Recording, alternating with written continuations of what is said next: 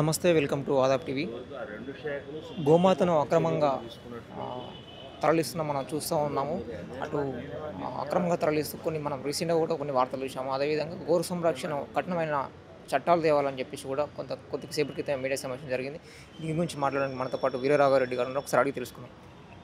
అయ్యా నమస్కారం మహాత్మా. అంటే ఈ గోవధ నిషేధ చట్టాలు కఠినంగా అమలు చేయాలని, అలాగే ఇక్కడ ఉండేటువంటి మఠాధిపతులు, పీఠాధిపతులు, అర్చక పురోహితులు, హైందవ సంఘాల వారు కూడా స్పందించి తగు రీతిలో గోరక్షణ కోసం పనిచేయాలని హిమాలయ యోగి ప్రభాకర్ గురూజీ వచ్చే రోజు ప్రెస్ మీట్ పెట్టడం జరిగింది. అది తెలిసి మేము కూడా ఇక్కడికి వచ్చామండి మద్దతు తెలపడం కోసం. అందులో భాగంగా మా విన్నపం ఏమిటంటే పశువర్ధక శాఖ కానీ, జ్యుడిషియరీ కానీ, లేకపోతే పోలీస్ శాఖ కానీ, ఎండోమెంట్ దేవాదాయ శాఖ, ధర్మాదాయ శాఖలు కానీ స్పష్టంగా స్పందించి గోరక్షణ కోసం నడుం బిగించాలి. అనేక సంవత్సరాల నుంచి చూస్తున్నామండి.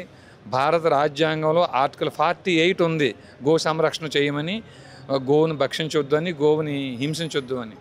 అయినప్పటికీ ఆర్టికల్ 48 అనేది అమలు చేయాల్సినటువంటి కేంద్ర రాష్ట్ర ప్రభుత్వాలు ఎప్పుడో కళ్ళు మూసుకొని ఉన్నాయండి. అది ఏ ప్రభుత్వాలు, అన్ని ప్రభుత్వాలు కూడా. ఇందాక స్వామీజీ ప్రదర్శించారు, రేవంత్ రెడ్డి గారు అధికారంలో రాక మునుపు మేము కానీ అధికారంలోకి వస్తే మా తలైనా నరికి గోవును కాపాడుతాం అన్నారండి ఆయన. ఇప్పుడు అధికారంలో రేవంత్ రెడ్డి గారు ఉన్నారయ్యా. మరి మీరు ఇచ్చిన మాట నిలబెట్టుకుని 7వ తేదీ అనేక వేల గోవులను వధించబోతున్నారండి అయ్యా విముఖులు. మరి మీ తల అడ్డుపెట్టి, మీరు తల కూడా అడ్డు పెట్టక్కర్లేదు. ఇప్పుడు మీరు అధికారిగా ఉన్నారు, మీరు అధికారంలో ఉన్నారు. మీరు ఒక ఆదేశం జారీ చేసిన ఆర్టికల్ 48ను అనుసరించి, అనేక గోరక్షణ చట్టాలను అనుసరించి, హైకోర్టు సుప్రీంకోర్టు తీర్పులను అనుసరించి మీరు గోవును రక్షించవచ్చండి అయ్యా. మీరే అధికారంలో ఉన్నారు. అలాగే దేవాదాయ శాఖ, ధర్మాదాయ శాఖ కూడా గో సంరక్షణ వారిది ప్రధాన బాధ్యత. ఆ శాఖల వారు కూడా స్పందించాలండి అయ్యా. పోలీసులు కూడా ఎక్కడైతే గో సంరక్షకులు గోవులను రక్షించడం కోసం అడ్డుకుంటున్నారో, అక్రమ ఎగుమతిని అడ్డుకుంటున్నారో, అక్రమ రవాణాను అడ్డుకుంటున్నారో వారి మీద తప్పుడు కేసులు పెడుతున్నారండి. నాన్ కాగ్నైజబుల్ అఫెన్స్ సెక్షన్స్ని కూడా కాగ్నైజబుల్గా మార్చి తప్పుడు కేసులు పెడుతున్నారు. 43 సిఆర్పిసి కానీ, కొత్త చట్టం 40 బిఎన్ఎస్ఎస్ కానీ అక్రమ గో రవాణా జరుగుతున్నప్పుడు వారిని అరెస్టు చేసి పోలీసులకు అప్పచెప్పే అధికారం ఇచ్చింది. కాబట్టి తప్పుడు కేసులు పెట్టడం మీరు కూడా మానేసి ధర్మబద్ధంగా, చట్టబద్ధంగా ఈ పనులు చేయడం కోసం మిమ్మల్ని ఎన్నుకున్నాం.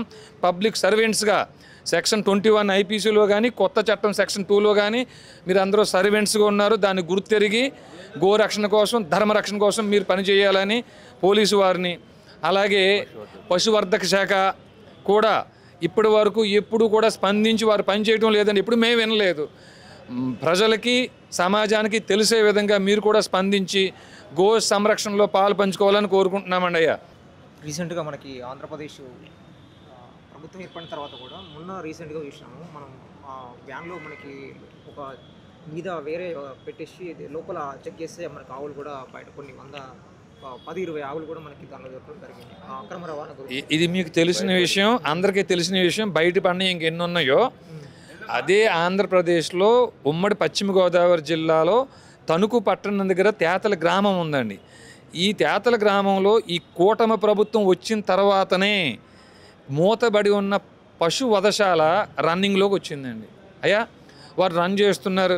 తమ ద్వారా తెలియజేసుకుంటున్నాం కూటమి ప్రభుత్వానికి, మనకు పరువు పోతుందండి అయ్యా.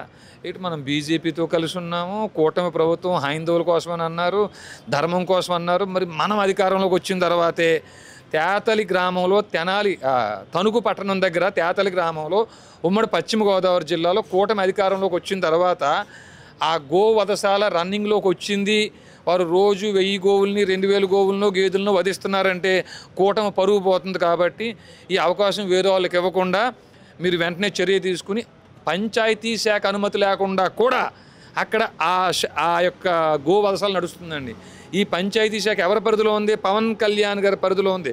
అయ్యా పవన్ కళ్యాణ్ గారు ఒకవేళ మీ దృష్టి దాకా రాకపోతే వెంటనే మీ పంచాయతీ అనుమతి లేదు ఆ పశు వధశాలకు, అయినా రన్ అవుతుంది.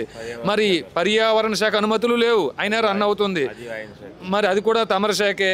మరి ఎవరున్నారో దాని వెనకాల మీరు కూడా గట్టిగా శ్రద్ధ పెట్టి ఆ ద్రోహుల మీద చర్య తీసుకుని తక్షణం ఆ ఫ్యాక్టరీని ఆపివేయడంతో పాటు పశు సంవర్ధక శాఖ వారు కూడా స్పందించి పోలీస్ శాఖ వారు కూడా స్పందించి వెంటనే ఆంధ్రప్రదేశ్లో కానీ తెలంగాణలో కానీ గో సంరక్షణ చేపట్టాలని వీర రాఘవరెడ్డి వినపవండయ్య. అమరతారక నిచయ కుముదహిత పరిపూర్ణ నగధర సురభూజ దదిపయో దివాసహరణ సుందరతర వదన సుధామయ వచో బృంద గోవింద సానందమ వరాజరాప్త శుభకరానేక. ఆ గోవిందుడి మాట గోవిందుడి బాట పట్టగోరి వినపండయ్య. నమస్కారం.